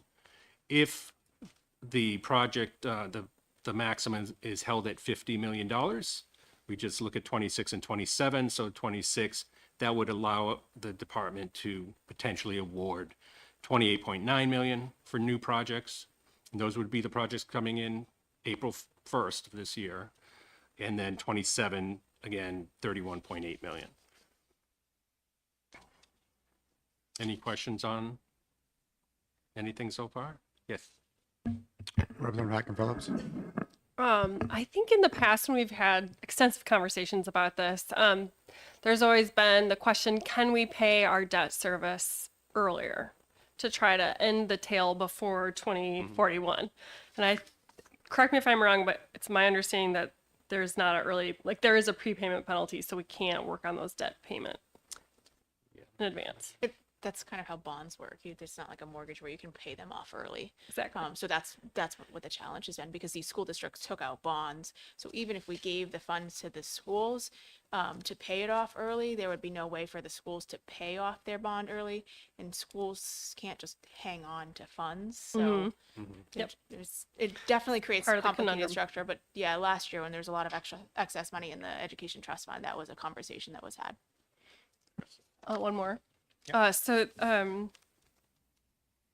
Building on that conversation as well has been a concern of whether or not the 50 million allocated in each budget year is in a lapsing or a non-lapsing track. And so I'm just wondering if you could speak to that as well. So it lapses. If there's excess funds that does lapse, it lapses back to the education trust fund. So it's not going back to the general fund. In the past, it would have lapsed into the general fund, but because it's also an education trust fund. There was a proposal to have a specific building aid fund that we talked about in Division 2 last year, but that proposal didn't make it. I think it came from the governor's budget, but it didn't make it out of Division 2. Representative Popovich. Thank you. Not as much a question, but just adding a bit more context to what my colleague was asking about. Because the tail is just reimbursing school districts, individual school districts for bond payments that they are obligated to. The state could even make them refinance if it wanted to. And also every school district has negotiated specific terms on their bonds. Now, some of them may be payable early if the school district had an inclination to, but then we don't have a mechanism to do that. And some of them are non-payable early, and it depends whether you went directly to the banks or you went through the, it basically becomes so complicated that I think at the state level, based on the benefits that we would get, it would probably not be the best way for us to spend legislative time because it would be a very minimal return. So. Thank you. Turning to the next page, so we have school building aid factors, and this is just some more detailed information. So this is, we calculate our school building aid factors, and that leads us into what the aid rates are, that 30 to 60% I mentioned earlier. We do, if you look at the note toward the bottom, it does say that these building aid factors are a function of municipalities' median family income and the equalized value per pupil. So it does take some of that poverty or affluence into effect. So that's some detail there. And then 2 pages of that, so that's on the second page as well. And then if you want to take a look at the following page, that's the school building aid descending rank order list. And so this is the current list that we're working off of, that was approved by the School Building Authority and then the state, published by the State Board of Education. There were 17 applications received. Those were all ranked. And we had 3 that were able in the process to accept the funding and move forward with their projects. And that was, so number 1 out of Rochester, number 3, which is a group of projects out of Monadnock, and then all the way down to number 10, which is Barnstead. And so, when we go through the rankings and we let schools know, a lot of times they're disappointed if they're further down the list, but it really shows that, what happens at the local level really impacts, their ability to pass their bond or funding portion of the project, really impacts what happens below. So again, Barnstead initially was very disappointed, but working through the process, they ended up getting funding for their project, and they're breaking ground in the middle of June now. And so, we do let potential applicants know that you're not necessarily out of the running if you're not number 1 or number 2. Just one other thing I want to point out on this slide as well is before I was talking about the allowable cost. So if you look at the Nancy Loud School in Rochester, so Rochester's a 60% community, you can see that their estimated project cost is $33 million. So 60% of $33 million is 20 million, but you can see the maximum building aid award is only 15 million. That's because they had costs in their total project that wouldn't necessarily be allowed under building aid. Now, I don't know off the top of my head what they specifically were, but some of those things may include, construction. There's a cap on construction costs per square foot. There's certain types of I can't even think of examples, but there are things that are not allowable that the state will not reimburse. And so a school may need to cover more expenses to do the complete project, or if they have something that is much more robust and designed than the state will pay for, the state won't kind of take those extra costs in. And that's coming up relative to at least one of the projects on this list. If you kind of look down through the list, you're like, well, that's a very high paid project. Well, not all of that is allowable through the state. So it's not 60% of the total project, it's 60% of the allowable costs. And that's important and to recognize, because there in Rochester, for example, there was a lot of confusion around that. We talked about it in the Senate phase of the budget because the chair of Senate Finance is from Rochester, and so it came up quite a bit. But that's just important for the committee to know as we were talking through this. Representative Hagenfeld. Oh, I thought you Thank you. We were just wrestling about who should go first. should I let you arm wrestle first. Representative Hagenfeld. Could you please just walk us through what happens when a community, for instance, like Colebrook was number 2 on this list, is notified that they've received this ranking and a project is eligible to be paid out, and they go back to their town and hold their meeting to decide whether or not they're going to fund the bond, and that fails. Could you talk about what happens next? Yeah, and so I'm trying to get my, Amy provided me a nice little flow chart that I will cheat off of. And so, yeah, so what happens is once their ranking is determined, there's a letter of intent sent to that district, and the district has the ability to either sign that or say, we don't want to participate, and then they move to a different pathway. As if they sign the letter of intent, they get, I believe it's 3 opportunities to pass their local vote. And so it really depends on, I'm not familiar with what happened specifically with Colebrook, if it was at the letter of intent stage, or if it was 1 or 2 or 3 votes that occurred before they came, they got passed over. But that's my understanding, is the communities have that opportunity over 3 budget periods to make that. Just a little nuance because the program's changed. So it's the timing of the program changed. They used to have to submit everything to the Department of Education in the summer, and then it had to be ranked by January, which this committee typically would have the ranked list when you were making these decisions. The timing was changed. Applications need to be submitted to the department by April this year, which means we don't have a ranked list for you. It was funny when we were working on the program. I think the biggest challenge I thought was Division 2 is going to be mad about this, but whatever. The legislators are writing this law, so they have to understand that.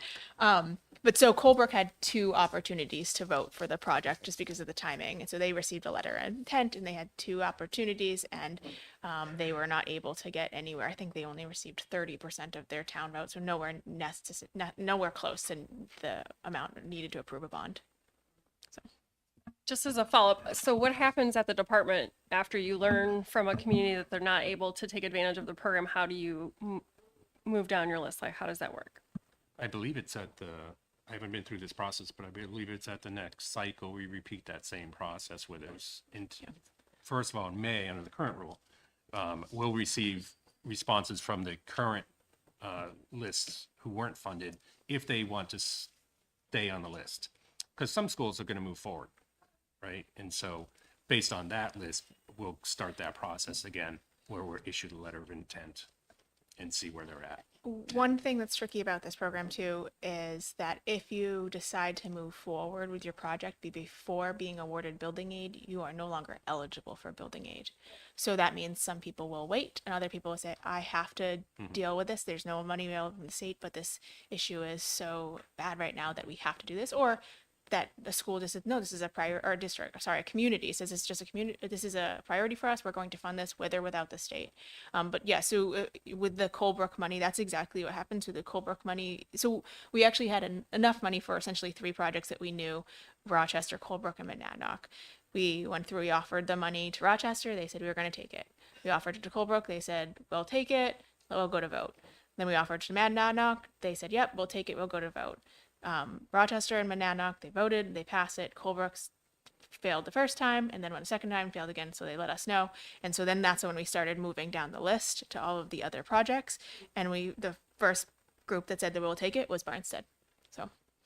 Yeah, and I think another nuance of the program is that if you're offered full funding of your project under building aid, and you deny it, then you based on that letter of intent before you even go to vote, then you're off the list.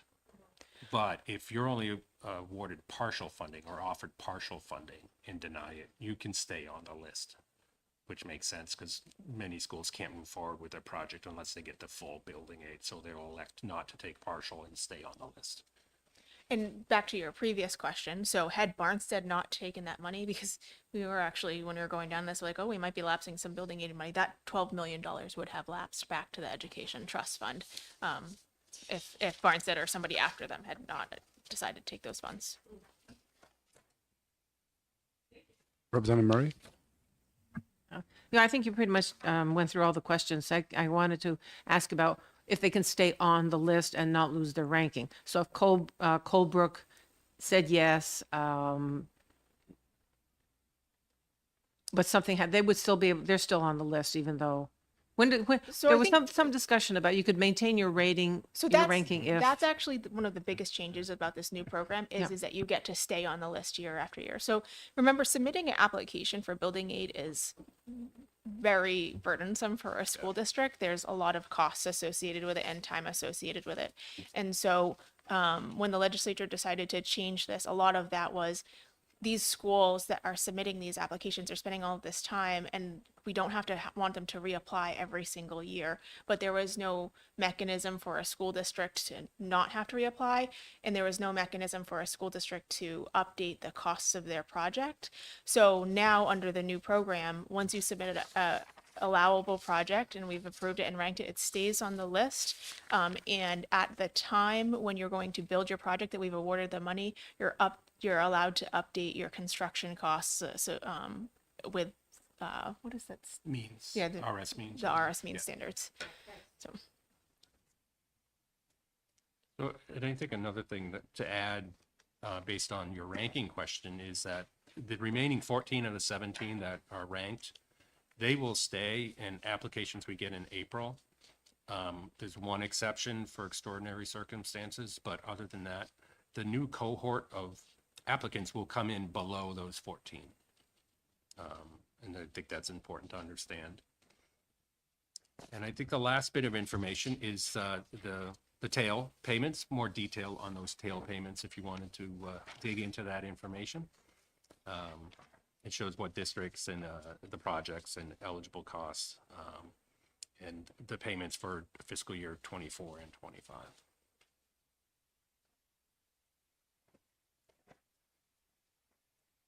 So do just one more with Yep. building aid. These are large scale renovations or building of new schools. These are not for smaller projects. This is one of the questions that comes up. But can a school district submit for building aid if they want to have a new HVAC system? It's not for that type of project. It's for a whole scale renovation, new school, maybe a wing of a school if it's large enough, but these are not little projects. So.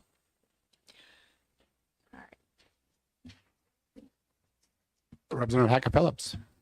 Team, I'm wondering if you can remind me, this was kind of the thing we were trying to suss out last term about the actual, estimated need over time for the current facility stock we have in the state.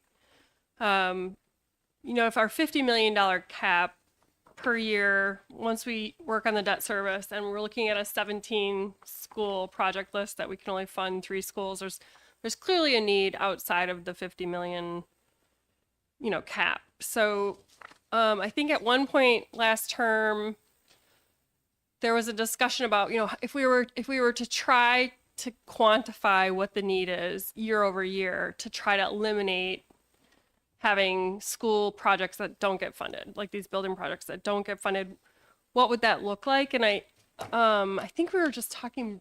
Well, so I was part of those conversations. The resolution to that was that you all wanted the Department of Education to do a state facilities assessment to kind of collect all of this information. Yeah.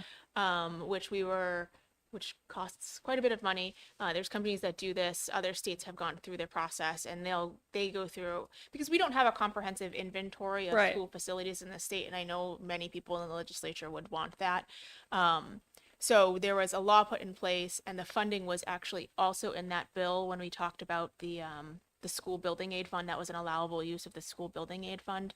But unfortunately, that bill failed. And then there was a second bill to make it an allowable use of the public school infrastructure fund, which we will talk about in a moment. That bill also failed. So the department hasn't made any additional progress on that request. Thank you for reminding me. Representative Murray. Yeah, thank you for that, to remind us of that.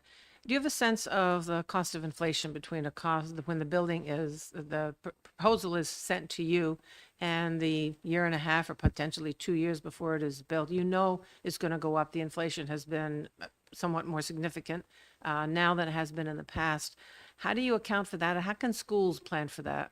So that's when the schools are allowed to update their application, and specifically the construction cost per square foot. We actually just had one. So when we had originally approved the project, we approved a construction cost per square foot of 194, and I believe their actuals came in around, what's 286. 286.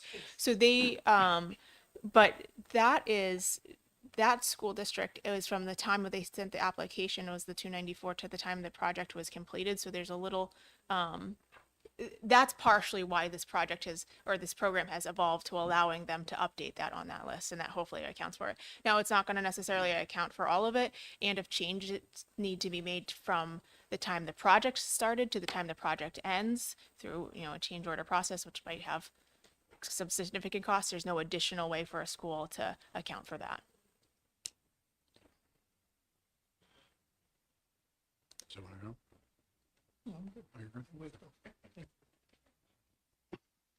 Great. So should we move on to charter school lease aid? Yeah.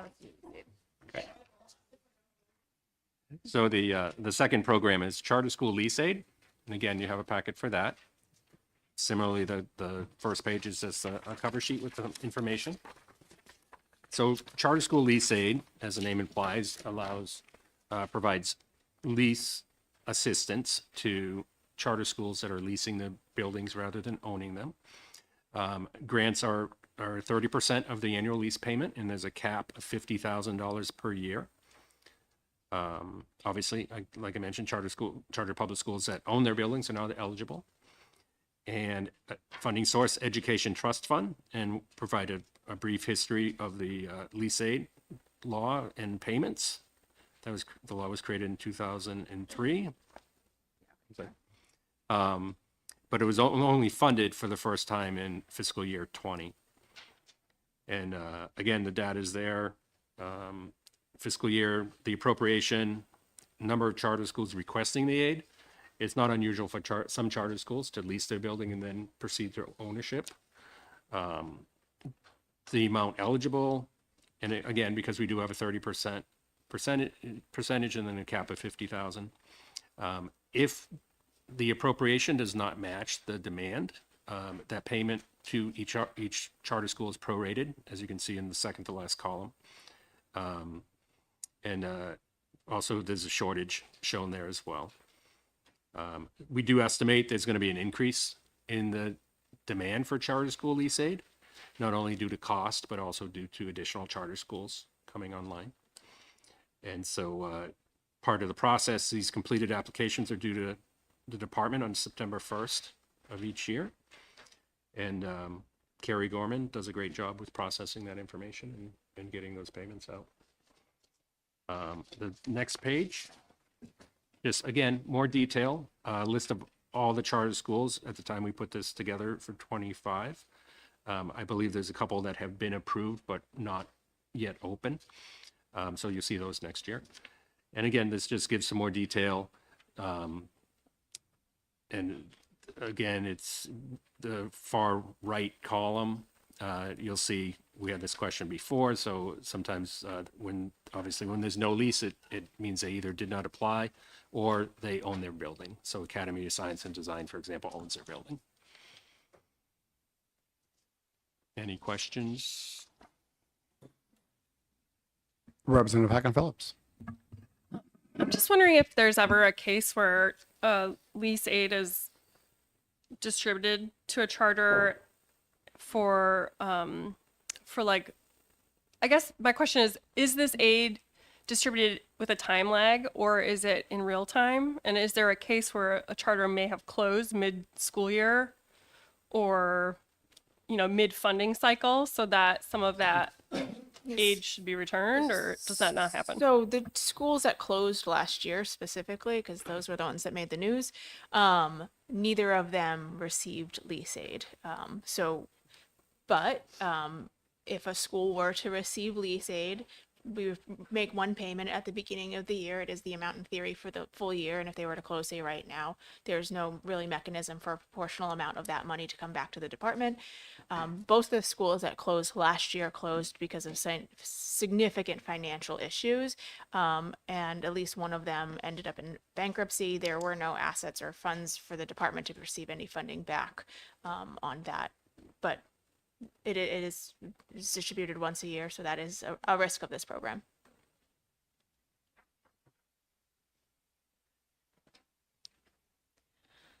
All right, one more topic for today.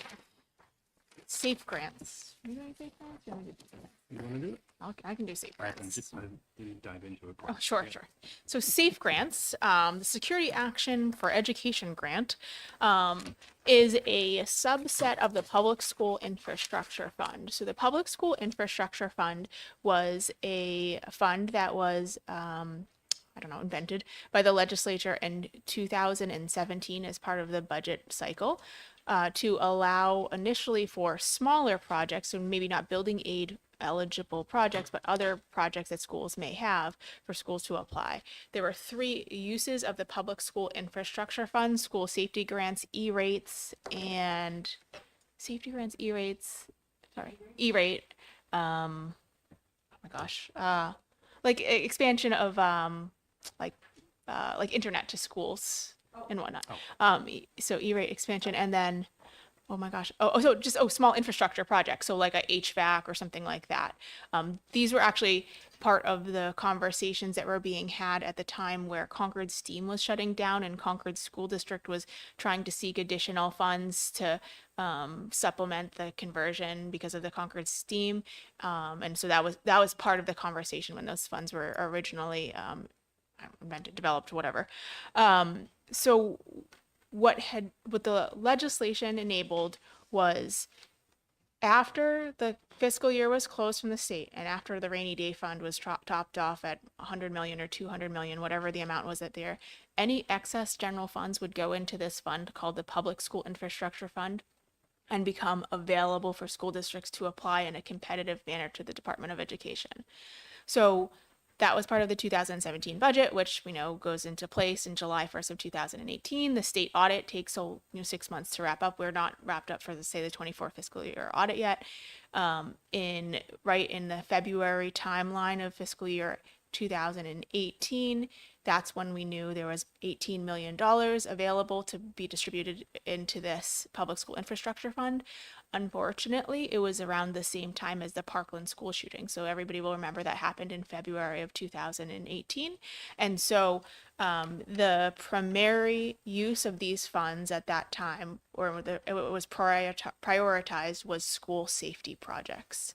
So it is still technically under the language of the Public School Infrastructure Fund, so that's important for the committee to understand, but the projects have been prioritized as far as school safety, and the majority of the funding has been used for school safety. So that was at first $18 million.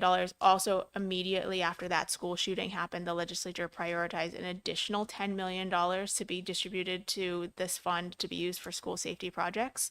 Since then, there were a few additional distributions. There was $1 million, I think, per year in 22 and 23. Because this is a specific fund, the money goes into the fund, and the interest earned on that is actually distributed back into the fund. So that's helpful, that funds these projects.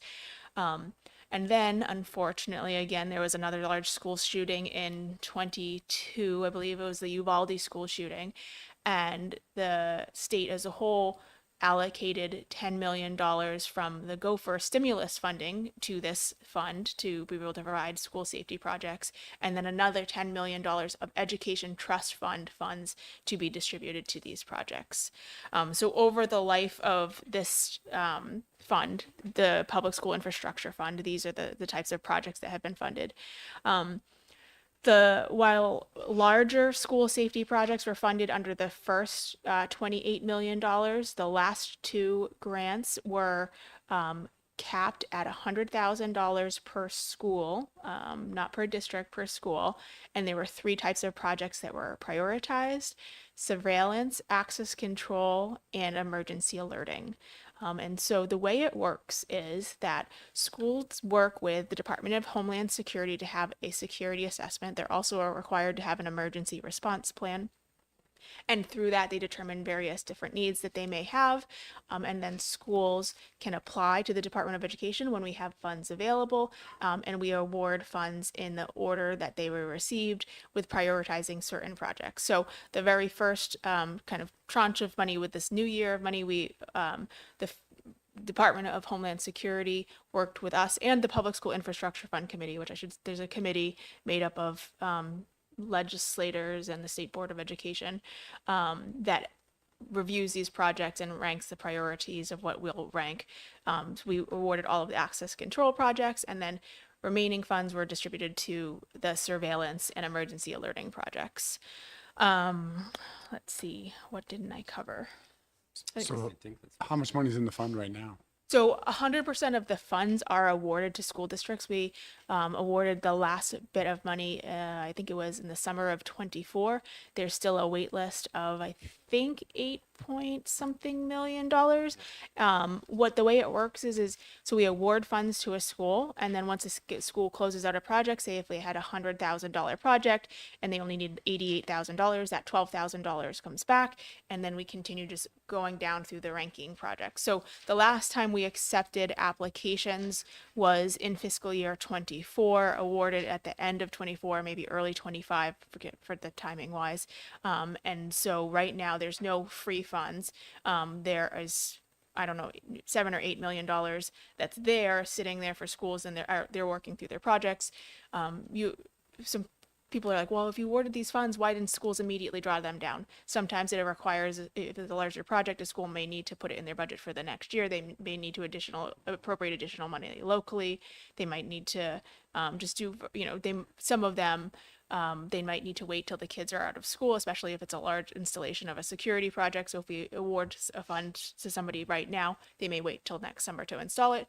It's all reimbursement based, so we don't pay anybody forward. So once they incur the cost, then they can request funds from the Department of Education, and we will make the payment and then close out the project and award any fund to anybody else available. So I think it's $8.6 million or something like that. I can get you the exact amount on the wait list. And if we were to do, a new RFP for schools, they would likely apply and whatnot.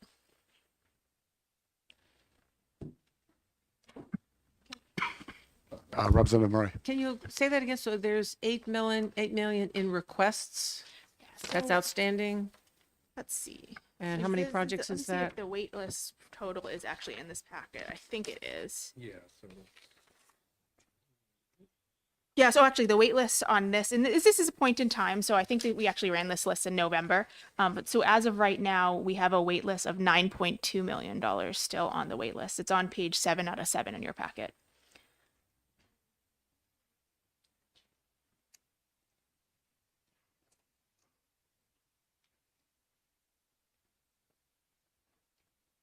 And there were $21 million in the first two rounds. That was the last that we didn't fund at all. So what we have been historically doing is releasing essentially a new proposal every biennium, and then all of the old wait list goes away, and we start with a new wait list in that biennium.